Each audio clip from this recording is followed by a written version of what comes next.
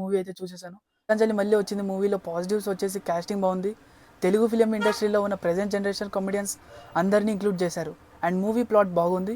ఒక perfect sequel అని అనుకోవచ్చు. అండ్ ఇక్కడ అంతగా బోర్ కొట్టదు మనకు.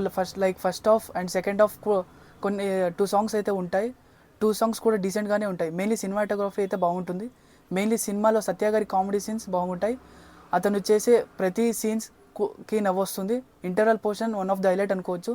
బికాస్ ఆ ఇంటర్వల్ ఫస్ట్ పార్ట్కి కనెక్షన్ ఇస్తుంది. ఇంకా నెగిటివ్స్ గురించి అయితే అంజలి గారి పర్ఫార్మెన్స్ నాకైతే జస్ట్ ఉంది అనిపించింది. అండ్ ఎక్కువ ఇంపాక్ట్ రాలేదు అంతగా.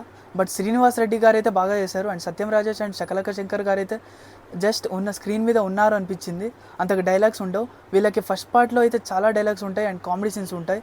బట్ ఇందులో ఉండవు. అండ్ ఫస్ట్ హాఫ్లో అయితే కామెడీ ఉంటుంది అండ్ సెకండ్ హాఫ్లో కొంచెం డ్రాగ్ చేశారనిపించింది. బట్ ఫైనల్ వర్డికి వచ్చేసి ఒక డీసెంట్ ఫిలిం అనుకోవచ్చు. అండ్ ఒక